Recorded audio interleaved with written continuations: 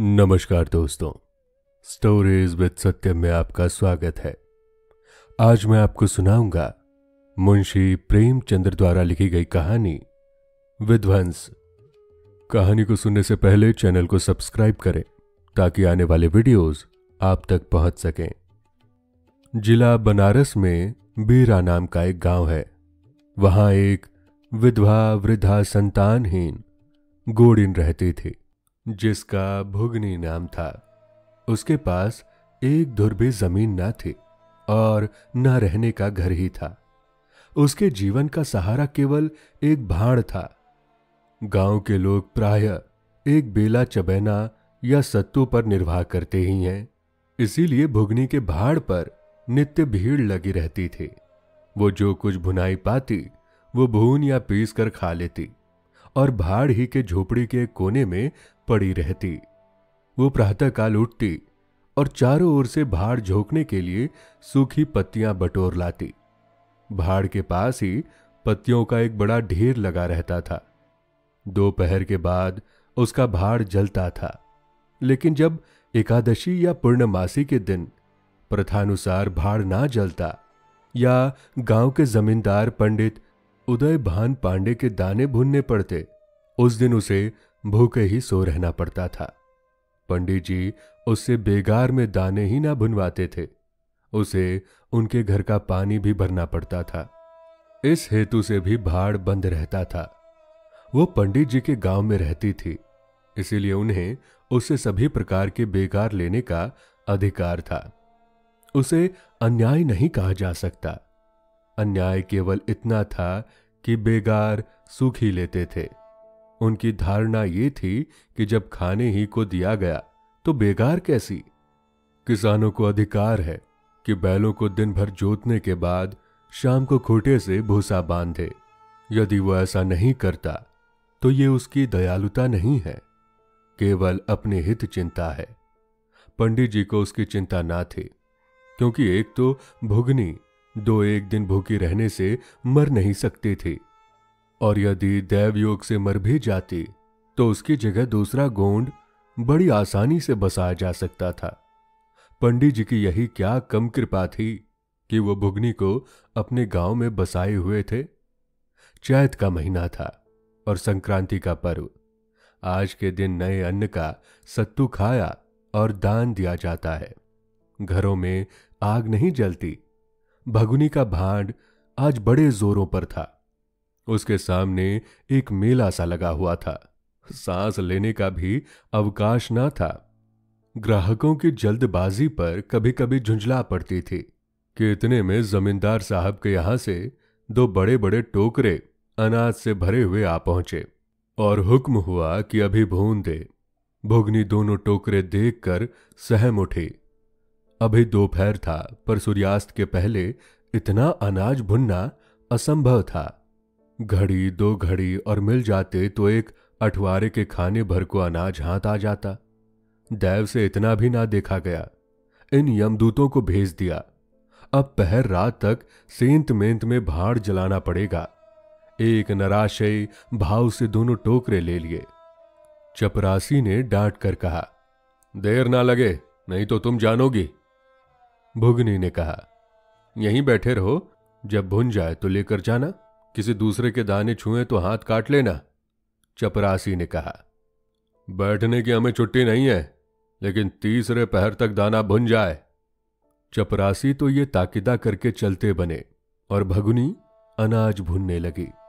लेकिन मन भर अनाज भुनना कोई हंसी की तो बात नहीं थी। उस पर बीच बीच में भुनाई बंद करके भाड़ भी जोकना पड़ता था।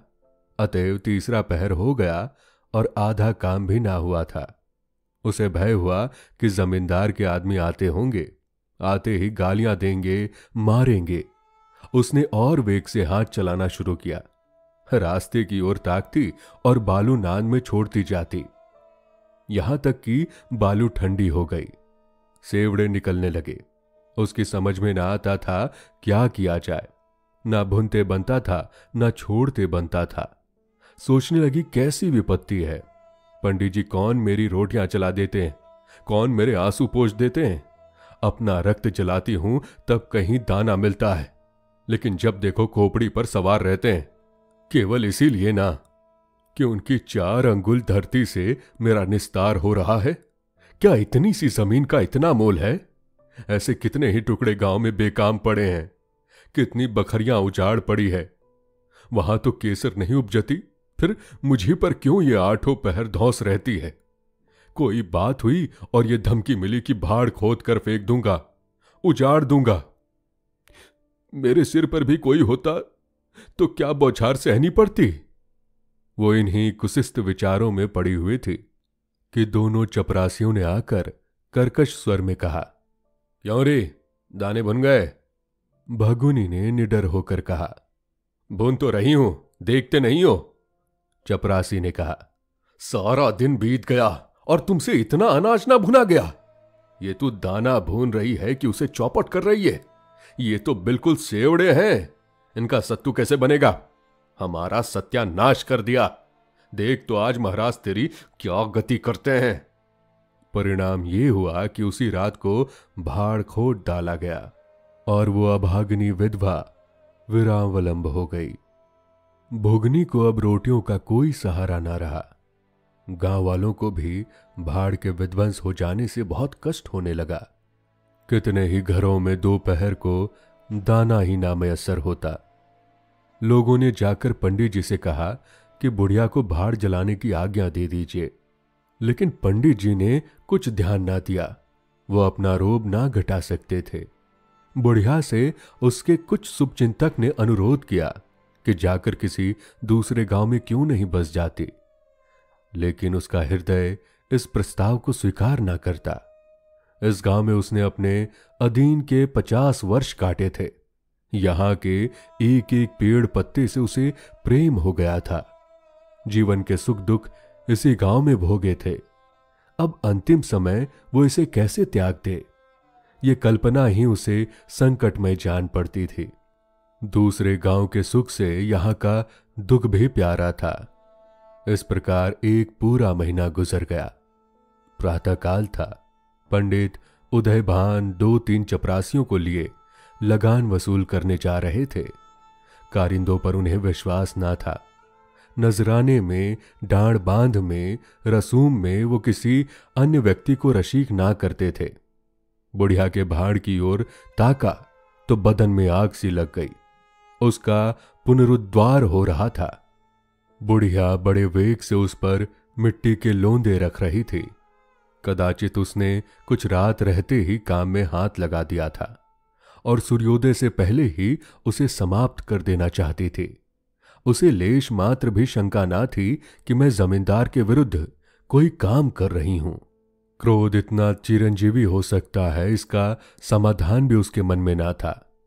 एक प्रतिभाशाली पुरुष किसी दीन अबला से इतना कीना रख सकता है, उसे उसका ध्यान भी ना था। वो स्वभावतः मानव चरित्र को इससे कहीं ऊंचा समझती थी। लेकिन हां, अभाग्नि, तूने धूप में ही बाल सफेद किए। सहसा उदयभान ने गरज कर कहा, किसके हुक्म से? भगुनी ने हकबका कर देखा तो सामने जमींदार महोदय खड़े थे। उदयभान ने फिर पूछा, किसके हुक्म से बना रही है? भगुनी डरते हुए बोली, वो सब लोग कहने लगे तो बना रही हूं। उदयभान ने कहा, मैं भी इसे फिर खुदवा डालूंगा। ये कह उन्होंने भाड़ में एक ठोकर मारी। गीली मिट्टी सब कुछ लिए दिए बैठ गई। दूसरी ठोकर नांद पर चलाई, लेकिन बुढ़िया सामने आ गई और ठोकर उसकी कमर पर पड़ी। अब उसे क्रोध आया। कमर सहलाते हुए बोली, महाराज, तुम्हें आदमी का डर नहीं है तो भगवान का डर तो होना चाहिए। मुझे इस तरह उजाड़ कर क्या पाओगे? क्या इस 4 अंगुल धरती में सोना निकल आएगा? मैं तुम्हारे ही भले की कहती हूं। दीन की आय मत लो, मेरा रोआ दुखी मत करो। उदयभान ने कहा, अब तो यहां फिर भाड़ ना बनाओगी? भगुनी ने कहा, भाड़ ना बनाऊंगी तो खाऊंगी क्या? उदयभान ने कहा, तेरे पेट का हमने ठेका नहीं ले रखा है। भुगनी ने कहा, टहल तो तुम्हारी करती हूं, खाने कहां जाऊं? उदय भान ने कहा। गांव में रहोगी तो टहल करनी पड़ेगी। भुगनी ने कहा। टहल तो तभी करूंगी जब भाड़ बनाऊंगी, गांव में रहने के नाते टहल नहीं कर सकती। उदय भान ने कहा। तो छोड़कर निकल जा। भुगनी ने कहा। क्यों क्यों छोड़कर निकल जाऊं? 12 साल खेत जोतने से असामी काश्तकार हो जाता है। मैं तो इस झोपड़े में बूढ़ी हो गई। मेरे सास ससुर और उनके माँ बाप दादे इसी झोपड़ी में रहे। अब इसे यमराज को छोड़कर और कोई दूसरा मुझसे नहीं ले सकता। उदय भान ने कहा। अच्छा, तो अब कानून भी घबराने लगी? हाथ पैर पड़ती तो चाहे मैं रहने भी देता, लेकिन अब तुझे निकाल कर तभी दम लूंगा। उदय भान ने अपने चपरासियों से कहा। अभी जाकर उसके पत्तियों में आग लगा दो, देखें कैसे भाड़ बनाती है। एक क्षण में हाहाकार मच गया। ज्वाला शिखर आकाश से बातें करने लगा। उसकी लपटें किसी उन्मत्त की भांति इधर उधर दौड़ने लगी।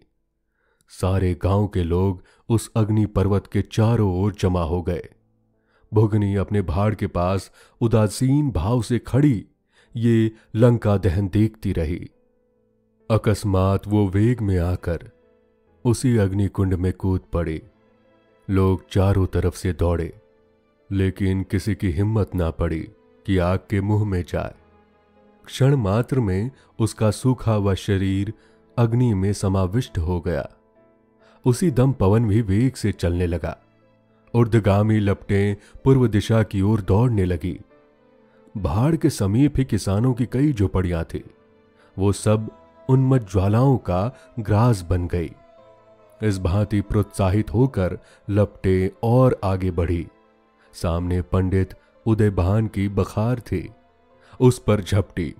अब गांव में हलचल पड़ी। आग बुझाने की तैयारियां होने लगी, लेकिन पानी के छींटों ने आग पर तेल का काम किया।